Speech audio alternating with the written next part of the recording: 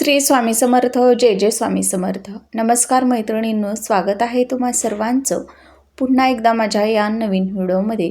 तर आज आहे गुरुवार आणि आज आलेली आहे संक्रांतीची कर, ज्याला आपण करी दिन किंवा किंक्रांत असं म्हणून ओळखत असतो. तर बघा, या दिवसाविषयी एक पौराणिक कथासुद्धा प्रचलित आहे.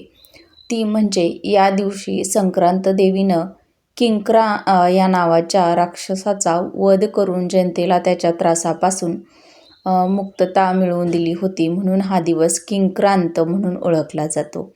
आणि म्हणूनच या करी दिनाच्या दिवशी आईनं आपल्या मुलांसाठी संध्याकाळच्या वेळी असा एक दिवा प्रज्वलित करायचा आहे. यामुळं आपल्या मुलांचे सर्व दोष, संकट, अडचणी दूर होतील. मुलांची, घरातील व्यक्तींची खूप प्रगती होईल. असा हा अतिशय प्रभावी उपाय आज आपण या व्हिडिओमध्ये पाहणार आहोत. त्यामुळे तुम्ही हा व्हिडिओ कुठेही स्किप न करता शेवटपर्यंत नक्की पहा. चला तर मग अशा सुंदर व्हिडिओला सुरुवात करूया. तर या किंक्रांतीच्या दिवशी बघा, लहान मुलांचं बहरानसुद्धा केलं जातं. पहिल्या वर्षापासून ते 5 वर्षापर्यंत मुलांचं शक्यतो हे बहरान जे आहे तर ते या दिवशी केलं जातं.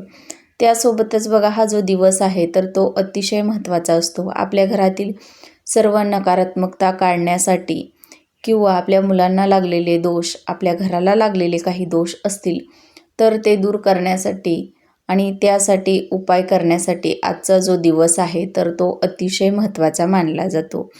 तर बघा, या किंक्रांतीच्या दिवशी कोणतंही शुभ कार्य जे आहे तर ते केलं जात नाही.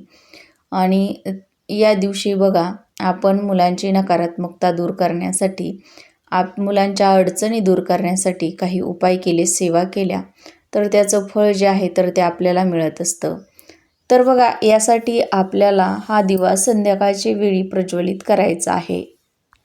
आपल्या घराची प्रगती होत नसेल, आपल्या घरातील व्यक्तींची प्रगती होत नसेल, आपल्या मुलांची प्रगती होत नसेल, त्यांच्या अभ्यासामध्ये मन लागत नसेल, ती सारखी चिडचिड करत असतील, हट्टीपणा करत असतील, तर अशा अडचणी किंवा त्यांना नजरदोष झालेला आहे, काही बाधा झालेल्या आहेत, आपल्या मुलांवरती वारंवार संकट येत आहेत, अडचणी येत आहेत, तर त्या सर्व दूर करण्यासाठी आपण आजचा जो हा उपाय आहे तर तो प्रत्येक आईनं या किंक्रांतीच्या दिवशी, म्हणजेच ज्याला आपण करी दिन किंवा संक्रांतीची कर म्हणून ओळखतो, तर या दिवशी संध्याकाळच्या वेळी करायचा आहे.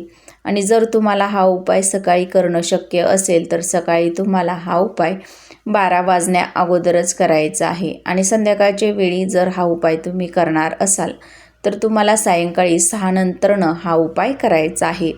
तर हा उपाय करण्यासाठी तुम्हाला एक मातीची पंती घ्यायची आहे. मातीची पंती बघा, कुठेही तुटलेली किंवा फुटलेली, खराब असू नये, ती स्वच्छ आणि चांगली असावी. त्यामध्ये बघा, आपल्याला कापसाची वात न घालता जो कलाव्याचा धागा असतो तर त्या कलाव्याच्या धाग्याची वात जी आहे तर ती या दिव्यामध्ये आपण घालायची आहे. आणि जर तुम्हाला कलाव्याची वात घालणं जमलं नाही किंवा शक्य झालं नाही, कलाव्याचा धागा तुम्हाला मिळाला नाही, तर अशा वेळी तुम्हाला कापसाच्या 2 वाती बनवून घ्यायच्या आहेत. त्या वाती म्हणजे त्या ज्या 2 वाती आपण घेणार आहे तर त्यातील एक वात तुम्हाला कुंकानं लाल करायची आहे आणि एक हळदीनं तुम्हाला पिवळी करून घ्यायची आहे. आणि या दिव्यामध्ये घालून याच्यामध्ये आपल्याला मोहरीचं तेल घालायचं आहे.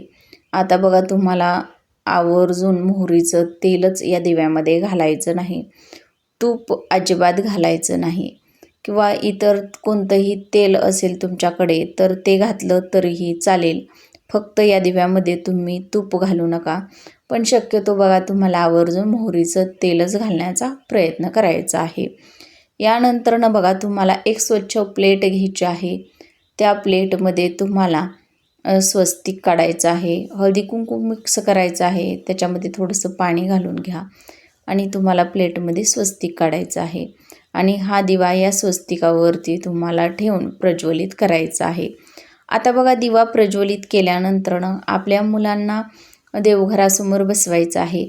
तर बघा, हा उपाय करण्या अगोदर तुम्हाला तुमच्या देवघरामध्ये धूप, अगरबत्ती, त्यासोबतच एक दिवा देखील प्रज्वलित करायचा आहे. आणि नंतरच हा जो उपाय आहे तर तो करायला तुम्हाला बसायचा आहे.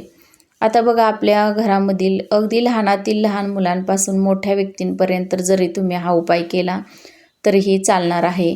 मुलींसाठी सुद्धा तुम्ही हा उपाय करू शकता. तर बघा, आता आपल्या घरातील जेवढ्या पण व्यक्ती आहेत, जेवढी पण मुलं असतील, मुली असतील, तर त्यांना आपल्या देवघरासमोर बसवायचं आहे. पूर्व पश्चिम या दिशेला तोंड येईल या पद्धतीनं आपल्याला मुलांना बसवायचं आहे किंवा घरातील व्यक्तींना बसवायचं आहे.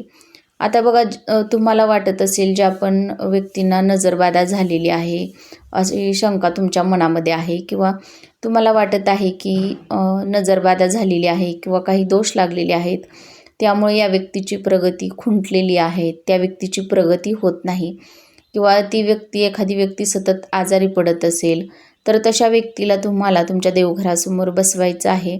बसवल्यानंतरनं काय करायचं आहे, तुम्हाला पिवळी मोहरी घ्यायची आहे. पिवळी मोहरी जर तुमच्याकडे नसेल तर मग अगदीच काळी मोहरी जरी घेतली तरीही चालेल. आणि ही मोहरी आपल्या उजव्या हातामध्ये घेऊन आपल्याला त्या मुलांवरून किंवा त्या व्यक्तीवरून 3 वेळा ओवाळून घ्यायची आहे. 3 वेळा ओवाळून घेतल्यानंतर तुम्हाला ही जी मोहरी आहे तर ती या दिव्यामध्ये घालायची आहे. म्हणजे घरातील बघा, जेवढ्या पण व्यक्ती असतील तेवढ्यांवरून आपल्याला वेगवेगळी पिवळी मोहरी घेऊन उतरवून 3 वेळा या दिव्यामध्ये टाकायचे आहे. आता प्रत्येक व्यक्तीसाठी किंवा मुलांसाठी तुम्हाला दिवा हा वेगवेगळा घ्यायची गरज नाही. एकच दिवा घेतला तरीही चालेल. फक्त पिवळी मोहरी किंवा काळी मोहरी घेताना प्रत्येक व्यक्तीसाठी आपल्याला वेगवेगळी घ्यायची आहे. आणि या दिव्यामध्ये घातल्यानंतरनं तुम्हाला बघा, हा दिवा घड्याळाचा ज्याप्रमाणे काटा फिरतो किंवा आपण औक्षण करत असतो मुलांचं, तशा पद्धतीनं या दिव्यानं आपल्याला या व्यक्तींना किंवा आपल्या घरातील मुलामुलींना ओवाळून घ्यायचं आहे. ओवाळून घेतल्यानंतरनं बघा, आपल्याला हा जो दिवा आहे तर तो घराच्या बाहेर नेऊन ठेवायचा आहे. जिथे पण जागा असेल त्या ठिकाणी आपण हा जो दिवा आहे तर तो नेऊन ठेवायचा आहे. आता बघा, तुमची मुलं बाहेरगावी शिकायला असतील किंवा काही कारणानिमित्त बाहेरगावी गेलेली आहेत, तर अशा मुलांसाठी उपाय कसा करायचा, तर त्यांच्या फोटोवरून आपल्याला 3 वेळा ही पिवळी मोहरी उतरवून या दिव्यामध्ये घालायची आहे आणि नंतरनं हा दिवा उचलून घराबाहेर नेऊन ठेवायचा आहे. तर अशा पद्धतीनं आपल्याला हा जो उपाय आहे तर तो करायचा आहे. यामुळं आपल्या घरातील सर्व नकारात्मकता दूर होत असते. मुलांना लागलेले सर्व काही दोष असतील तर ते दूर होतात. त्यामध्ये बघा, नकारात्मकता असेल किंवा नजरबाधा झालेली असेल आपल्या मुलांना, थोडक्यामध्ये आपण म्हणतो बघा, आपल्या मुलांना दृष्ट झालेली आहे किंवा दृष्ट लागलेली आहे, तर ती काढण्यासाठी हा जो उपाय आहे तर तो अतिशय महत्त्वाचा मानला जातो. त्यामुळं प्रत्येक आईनं आज संध्याकाळच्या वेळी आपल्या मुलांसाठी हा दिवा एक प्रज्वलित करायचा आहे आणि अशा पद्धतीनं आपल्याला आपल्या मुलांची दृष्ट काढायची आहे. आणि आपल्या मनामध्ये आपण बघा, आपल्या मुलांच्या ज्या काही अडचणी आहेत तर त्या दूर करण्यासाठी आपल्या मनामध्ये आपण असं गृहीत धरायचं आहे की माझ्या मुलांचे सर्व दोष निघून गेलेले आहेत, माझ्या मुलाची खूप प्रगती होणार आहे. अशी सकारात्मक भावना आपल्या मनामध्ये धरून आपल्याला हा जो उपाय आहे तर तो करायचा आहे. कोणताही उपाय बघा करताना तो आपल्या मनामध्ये किंतु परंतु न आणता अगदी सकारात्मक भावनेनं हा जो उपाय आहे तर तो करायचा आहे. प्रत्येक उपाय बघा आपण का करत असतो, तर आपल्या नशिबाला, आपल्या भाग्याला, आपल्या नशिबाची साथ मिळावी यासाठी हे जे उपाय आहेत तर ते केले जातात. कष्ट तर हे आपल्याला करायचेच आहेत, परंतु असे छोटे मोठे उपाय जर आपण अशा काही ठराविक तिथींना, विशिष्ट तिथींना जर केले तर त्याचं फळ जे आहे तर ते आपल्याला मिळत असतं. आपल्याला आपल्या भाग्याची, नशिबाची साथ मिळत असते. आणि जेव्हा आपल्या नशिबाला, आपल्या भाग्याची साथ मिळते त्यावेळी आपली प्रत्येक इच्छा, मनोकामना पूर्ण होत असते. तर आजची माहिती आवडल्यास व्हिडिओला लाईक करा, शेअर करा आणि चॅनलवर नवीन आला असाल तर प्लीज चॅनलला सबस्क्राईब करा आणि असेच नवनवीन माहितीपूर्ण व्हिडिओ पाहत राहा.